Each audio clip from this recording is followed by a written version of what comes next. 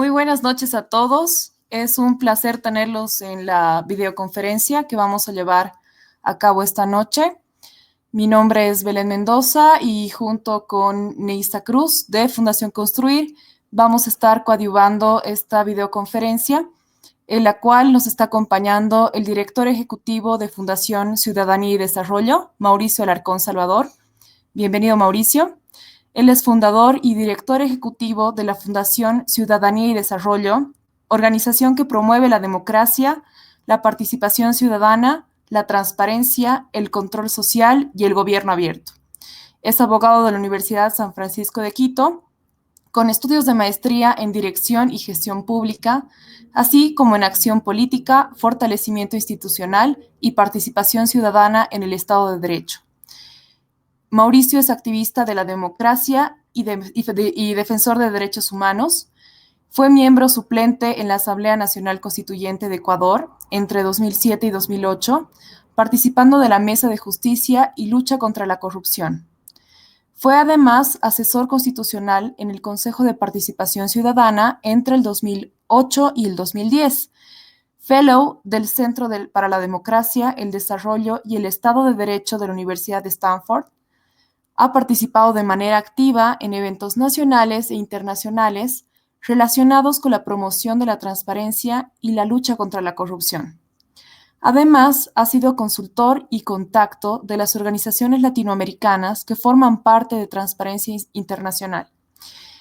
Mauricio es miembro del grupo de expertos anticorrupción de la Fundación Konrad Adenauer y actualmente es director ejecutivo de Fundación Ciudadanía y Desarrollo de Ecuador. Así que bienvenido, Mauricio, es un placer tenerte esta noche con nosotros y bueno, podemos dar inicio a la videoconferencia. Buenas noches, estimados amigos. Belén, Neisa, muchas gracias por la invitación. Siempre es un gusto colaborar en las actividades que lidera de manera tan acertada Fundación Construir y creo que es una gran oportunidad, además, no solo para intercambiar conocimientos, sino para ponernos al día también sobre acontecimientos que están teniendo lugar en nuestros países relacionados de manera puntual a la temática del día de hoy, ¿no? Los temas específicamente relacionados con la libertad de expresión y con sus derechos derivados, la libertad de prensa, el acceso a la información. Así es que nuevamente muchísimas gracias a todos por su tiempo y siempre a las órdenes. Buenas noches, muchas gracias. Así es que cuando ustedes quieran empezamos. Creo que todos nos escuchan, así es que sí. Bueno, como punto de partida, creo que es importante mencionar que las primeras discusiones sobre la libertad de expresión surgen en la época del totalitarismo, específicamente en regímenes monárquicos, donde la gente tenía impedimento para difundir de manera libre sus ideas, pues la normativa en aquel entonces vigente, la forma de gobierno que regía en aquella época, establecía para la libertad de ideas, la libertad de expresión, sanciones que podían incluso llegar a costarle a una persona la vida. Como ustedes saben, no solo estábamos en una época en la que se quemaban libros, en la que se perseguía a personas por pensar distinto y se las desterraba o se las sacaba del espacio físico territorial en el que regía determinada persona, sino que además se llegó a matar a personas por presentar ideas que contravenían el estado actual de aquel entonces, ¿no?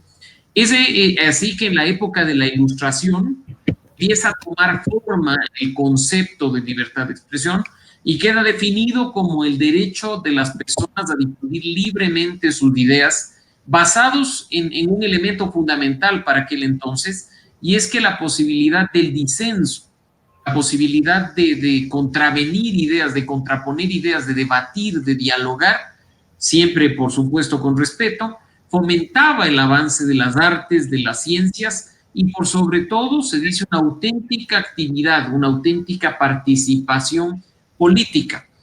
Ahí es cuando empieza la gente a tomar conciencia de lo importante que es decir las cosas, escuchar al otro lo que tiene que decir y aprender a sacar conclusiones específicas. Desde esa época tenemos que movernos varios años, siglos incluso, hasta llegar a lo que ya es el derecho, entre comillas, moderno. Recordemos que la Declaración Universal de Derechos Humanos, aquella que está relacionada con Naciones Unidas, específicamente tiene poco más de 70 años. En esa línea tenemos un artículo específico, el artículo 19, que tiene una cosa muy interesante respecto de los demás instrumentos internacionales, que por cierto forman parte del ordenamiento jurídico boliviano, así como del ecuatoriano, porque nuestros gobiernos los han suscrito y ratificado. Aquí este artículo 19 de la Declaración Universal de Derechos Humanos nos dice que todo individuo, toda persona, tiene derecho a la libertad de opinión y de expresión. Pero nos dice, y esta es la frase importante respecto del resto de instrumentos internacionales, que este derecho incluye el de no ser molestado a causa de las opiniones.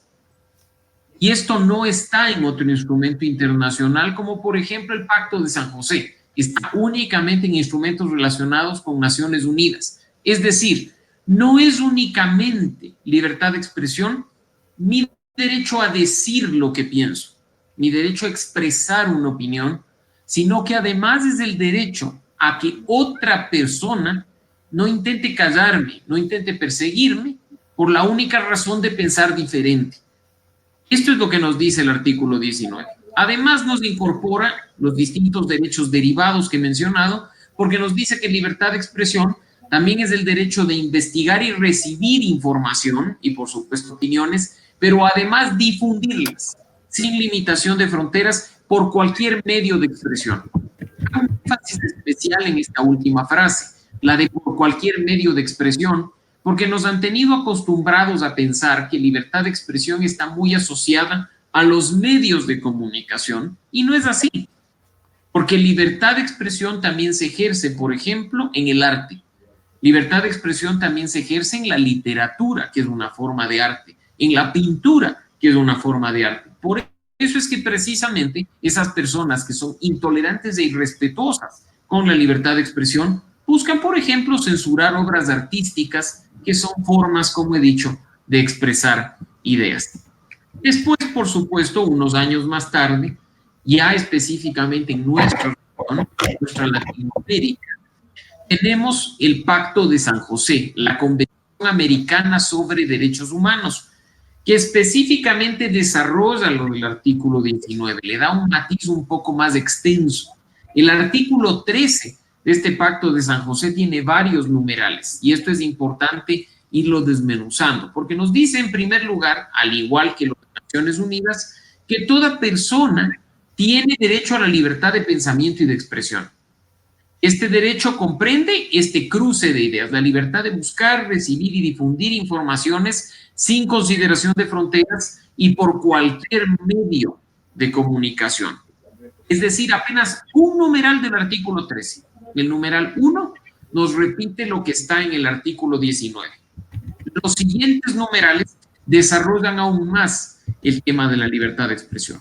Así, tenemos, por ejemplo, que el artículo 2 nos menciona específicamente que la libertad de expresión jamás puede estar sujeta a censura previa, que todo se ejerce con responsabilidades ulteriores.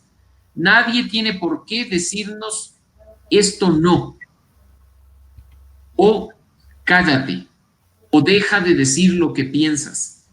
Pero eso sí, cuando nosotros nos expresamos, tenemos que estar plenamente conscientes de asumir consecuencias de esas expresiones cuando tienen una relación directa, por ejemplo, con afectación de sus derechos fundamentales.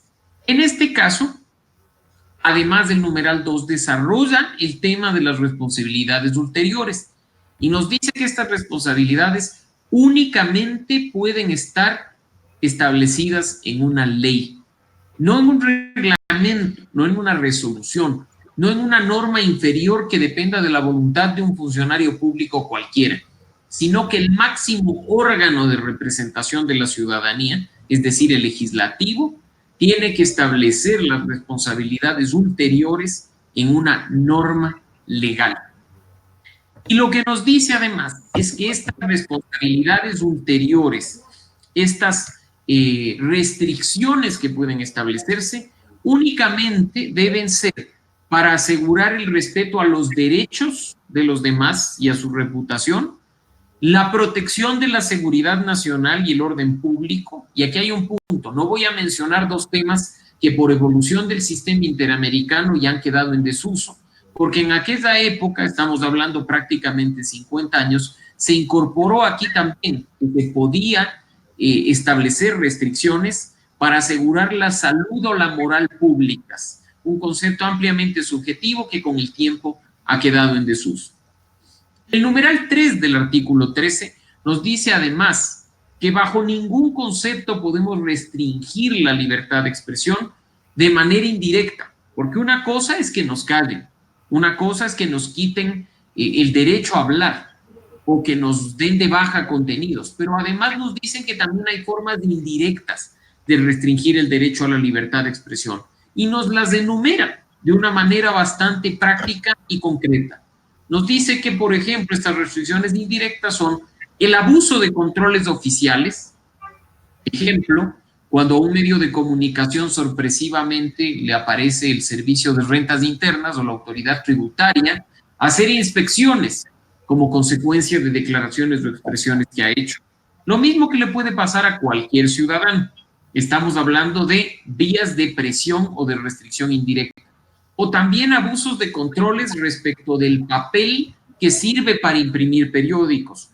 Como ustedes han visto quizá en el caso de Venezuela o hace algunos años en el caso de Argentina, el hecho de que el Estado sea el responsable de la importación o de la producción del papel que sirve para imprimir periódicos puede generar una restricción indirecta en la que la autoridad premia o castiga a un medio de comunicación por su postura, entregándole o quitándole el papel periódico. Otra restricción indirecta, la que tiene lugar con las frecuencias del espectro radioeléctrico, las que utilizan, como ustedes saben, la radio y la televisión. Esas son bienes que están siendo administrados por el Estado y que como tal pueden también ser sujetos de estos premios y castigos. Y también se dice que indirectas tienen relación, por ejemplo, con prohibiciones que impidan la importación de equipos para la difusión de ideas u otras formas de impedir circulación de ideas u opiniones. El numeral 4 del artículo 13 nos dice que sí puede haber censura en un caso específico, en caso de espectáculos públicos, pero no de manera general, no de manera en la que un espectáculo no me gusta, o como ocurrió hace pocos años en Ecuador, sobre el texto de que un cantante era diabólico o ejercía música que afectaba a ciertos grupos religiosos, se buscaba censurar esa actividad musical. No, el artículo 13, numeral 4, nos dice que los espectáculos públicos pueden ser sometidos a censura previa, pero con un exclusivo objeto, el de proteger a la niñez y a la adolescencia. Y esto ustedes han visto en algunos casos donde nos guste o no nos guste, por ejemplo, se ha impedido el acceso de menores de edad a espectáculos taurinos, a corridas de toros, con el tema de que es una forma de no dañar a la infancia y a la adolescencia. Y finalmente, un último numeral del artículo 13, el numeral 5, que hace mención a algo que en nuestros días va tomando mucha vigencia, porque nos dice que hay una prohibición. Ahí sí no es ni siquiera restricción, censura, sino que dice que estará prohibida por ley. Es obligación de los estados prohibir por ley la propaganda que se dé a favor de la guerra, a favor del odio. Y en este caso, como ustedes saben, ahora se habla mucho del discurso de odio, un discurso nacionalista, un discurso xenófobo, un discurso racista, un discurso de odio incluso en temas religiosos. En este caso, hay que tener en cuenta que hay un elemento adicional, que es que a través de este discurso, no únicamente uno manifieste que le cae mal una religión o un grupo nacional específico, sino que el mensaje que se transmita sea una incitación a la violencia. En este caso, ese tipo de actuaciones ni siquiera están sujetos a restricciones que den responsabilidad ulterior, sino que tienen que estar expresamente prohibidas por ley y no constituyen, en estricto sentido, ejercicio de libertad de expresión. Hay que ser muy cautos en la forma en que este discurso de odio en sus distintas facetas tiene lugar, porque hay una delgada línea entre lo que es ejercicio de libertad de expresión y lo que es ejercicio de un discurso de odio. Entonces, tenemos, como les he mencionado, por un lado, el artículo 19 de la Declaración Universal de Derechos Humanos, muy directa, mencionando este detalle de que nadie puede ser molestado a causa de las opiniones, y el artículo 13 del Pacto de San José, que desarrolla de una manera más amplia lo que ya venía siendo trabajado por Naciones Unidas. Pero en el caso específico del Sistema Interamericano de Derechos Humanos, se vio que es tan fundamental la libertad de expresión que no solo se creó una relatoría especial para el tema, una persona que está dedicando todo su tiempo a la revisión de lo que ocurre con la libertad de expresión en nuestra región, sino que además aprobaron una declaración de principios. Esta declaración de principios constituye el principal pilar de estándares internacionales en materia de libertad de expresión. Para los que quieran tener acceso al documento, basta con que googleen Declaración de Principios sobre Libertad de Expresión. Y en esa línea son 13 numerales, son los 13 del artículo 13, que desarrollan aún más lo que ya estaba establecido en el Pacto de San José. Voy a tratar por temas de tiempo, me quedan apenas 6 minutos, abordarlos de una manera bastante rápida para, en todo caso, con las dudas y sus preguntas, poder satisfacer curiosidades. El primer principio nos dice que la libertad de expresión en todas sus formas es un derecho fundamental e inalienable, con el que nadie puede meterse, en definitiva, inherente a todas las personas. Pero nos dice además que la libertad de expresión es un requisito indispensable para la existencia misma de una sociedad democrática. Hago énfasis en esto último, porque para el Sistema Interamericano de Derechos Humanos, la democracia se sustenta principalmente en 3 pilares: justicia independiente, elecciones libres y transparentes y garantía plena de libertad de expresión. Eso es, este último punto, el que está recogido en el primer estándar internacional de la Declaración de Principios. El segundo consagra el acceso a la información pública, diciendo que todos tenemos derecho a buscar, recibir y difundir información en los términos de lo que ya les había dicho. Pero además nos dice que en este caso todas las personas deben contar con igualdad de oportunidades para hacer este ejercicio de acceso a la información sin que exista discriminación por cuestiones de religión, de sexo, de idioma, pero un detalle importante, de aspectos económicos. ¿Por qué? Porque en más de un estado, en más de un gobierno, se ha intentado ponerle un precio al acceso a la información pública. Y esto bajo ningún concepto puede ser admitido, porque el acceso a la información pública, el derecho a buscar información, a recibir esa información y posteriormente a difundirla o a difundir los hallazgos que hagamos de ella, no debe generarnos un costo. Tiene un carácter público gratuito. Y esto es fundamental en el principio 2. En el principio 3 también hay una relación directa con el acceso a la información. Pero en este caso puntual es a la información que tiene un Estado o un gobierno respecto de cada uno de nosotros. Garantiza entonces el derecho que tenemos nosotros como titulares de nuestra información a acceder a ella. Nuevamente se nos ratifica el principio de gratuidad de la información. Pero además nos dicen que es nuestro deber y nuestro derecho, no del Estado bajo ningún concepto, actualizar esa información, rectificarla y enmendarla en caso de que tenga errores. Esto está muy relacionado al tema de que es el Estado, el gobierno específicamente, el que maneja bases de datos con información de los ciudadanos. Ustedes saben que existen registros públicos, además del registro civil, donde tenemos acceso a bienes, donde registramos bienes inmuebles, bienes muebles, ahí esa información no le pertenece tampoco al Estado, nos pertenece a nosotros.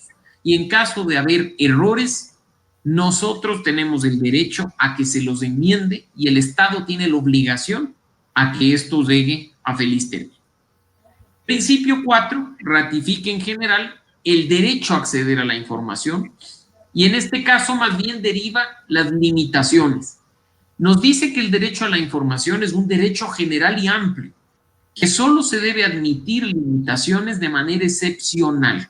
Y al igual que ocurría con las restricciones a la libertad de expresión, estas restricciones al acceso a la información deben obligatoriamente cumplir el principio de legalidad, es decir, estar contenidas de manera expresa en una ley.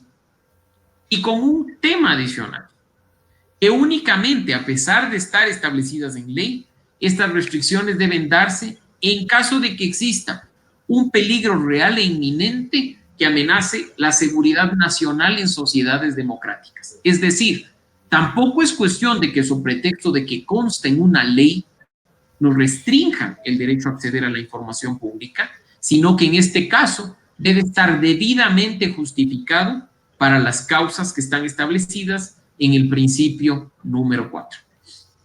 Principio 5 nos ratifica que no debe haber censura previa al ejercicio de libertad de expresión y que cualquier restricción que se haga en este tema constituye una violación al derecho a la libertad de expresión. No hay medias tintas, o es libertad de expresión o no lo es, o hay libertad plena o hay censura previa. Y en este caso, eso es lo que ratifica de manera clara el principio número 5. El principio 6 es quizá uno de los que más polémica ha dado a lo largo del tiempo, porque en países como el mío, como Ecuador, hay una defensa gremial de periodistas muy fuerte, vinculada a la exigencia del título para el ejercicio de la profesión. En esa línea, el principio 6 es sumamente claro en decir que el derecho a la libertad de expresión nos pertenece a las personas más allá del título profesional que tengamos. Nos dice que colegiación obligatoria, pertenecer a un gremio, o titulación obligatoria para el ejercicio de una actividad periodística es totalmente incompatible con la libertad de expresión. Por lo tanto, constituye una restricción ilegítima. Esto además, para quienes les interese ahondar en el tema, fue desarrollado de manera más amplia por la Corte Interamericana de Derechos Humanos en la opinión consultiva 5 de 1985, mucho anterior a esta declaración de principios. Y nos dice un detalle adicional este principio 6, que sí, quienes ejercen la actividad periodística, esas personas, tienen que regirse a conductas éticas, pero que las conductas éticas, los parámetros de esta ética, jamás deben venir impuestas por un Estado. Es decir, una ley de ética para el periodista es totalmente incompatible con la libertad de expresión. La ética en este ejercicio específico debe provenir de la autorregulación, es decir, de periodistas estableciendo conductas, vigilando esas acciones y en caso de que haya desvíos, sancionando bajo sus propias normas, no bajo sanción estatal. Voy a ir un poco más rápido por temas de tiempo. El numeral 7, el principio 7, nos habla de que la información, cuando es condicionada de manera previa con distintas características o palabras por parte de un Estado, también es una violación de la libertad de expresión. Me refiero a este tema de que, por ejemplo, en una ley o en la propia Constitución, como pasa en el caso ecuatoriano, se diga que la información para tener valor debe ser veraz, debe ser oportuna, debe ser imparcial. Esos condicionamientos previos violan la libertad de expresión. El principio 8 consagra algo que también está desarrollado en la legislación interna y es el hecho de que todo comunicador social, todo periodista, toda persona en ejercicio de estas actividades tiene derecho totalmente respetado a la reserva de sus fuentes de información, así como a sus apuntes y a sus archivos personales. Bajo ningún concepto, ni siquiera el tema de una investigación penal, se puede forzar a un periodista a violar este derecho a la reserva de la fuente. El principio 9 nos habla ya de acciones físicas en contra de la integridad de las personas y nos dice, por supuesto, que el peor crimen que se puede cometer contra periodistas, comunicadores o contra quienes ejercen, ciudadanos, por supuesto, libertad de expresión, es el asesinato, el secuestro, la intimidación y la amenaza. Pero trae una contraprestación el principio 9 porque nos habla de la obligación que tiene el Estado, no solo para prevenir a través de dar acciones de seguridad a quienes ejercen esta profesión, sino para que en caso de que estos hechos lamentables ocurran, no queden en impunidad. Es deber del Estado investigar los hechos, sancionar a los autores y asegurar a las víctimas una reparación adecuada. El principio número 10 nos habla de leyes de privacidad que ahora son incluso más comunes de lo que eran hace 50 años cuando se creó la convención o hace poco menos de 20 años cuando se creó la Declaración de Principios y nos dicen que sí, que deben o pueden haber leyes de privacidad, pero que bajo ningún concepto deben restringir la investigación y difusión de información de interés público. Pero lo más detallado de este principio 10 es que nos dice que la protección a la reputación y a la honra, que fue mencionada, como ustedes recordarán, cuando desglosábamos el artículo 13, nos dice que únicamente debe ser garantizada por sanciones civiles. En ningún caso se justifique el uso del derecho penal para sancionar a alguien que ha dicho algo que pueda afectar la honra o la reputación de las personas. Este es del principio 10. El principio 11 nos dice algo que, por supuesto, a la función pública incomoda y mucho, y es que los funcionarios públicos están sujetos a un mayor escrutinio, a un mayor control social por parte de los ciudadanos. Por lo tanto, no solo en base a lo que se dice en el principio anterior, sino que aquí se desarrolla la especificidad al mencionar que cualquier ley que penaliza una expresión ofensiva dirigida a funcionarios públicos, estas que son conocidas como leyes de desacato, son claramente atentados contra la libertad de expresión. Cuando les digan a ustedes si los funcionarios públicos tienen un nivel inferior de protección o deben tener un nivel mayor de tolerancia a la crítica, díganles que sí, que precisamente para eso está el principio 11 de esta declaración de principios. El principio 12, el penúltimo de ellos, nos habla de los monopolios y los oligopolios, la concentración de propiedad en los medios de comunicación.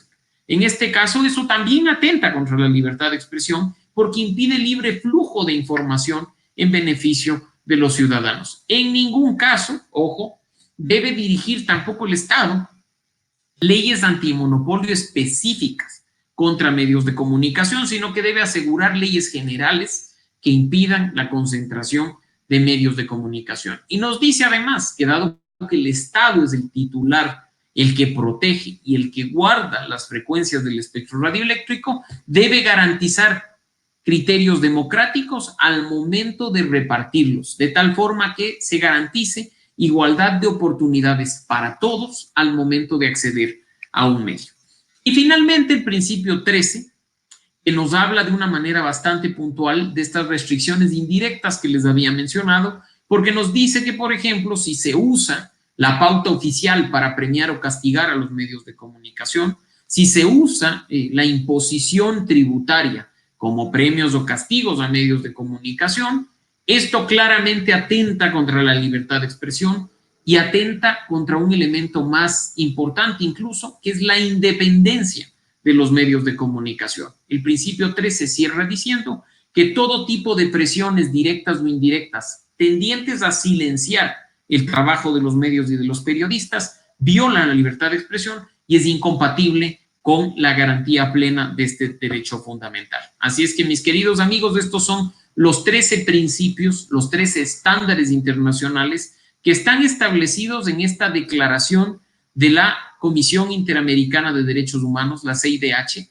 y que siguen además siendo desarrollados con el pasar de los años a través de la jurisprudencia, a través de distintos casos que han sido conocidos por la Corte Interamericana y que de a poco van generando algo que es fundamental, que es la progresividad del derecho, que este derecho siga desarrollándose con el único objetivo de ser plenamente garantizado para todos los ciudadanos de la región y del mundo. hasta aquí mi presentación. Muchas gracias por su tiempo.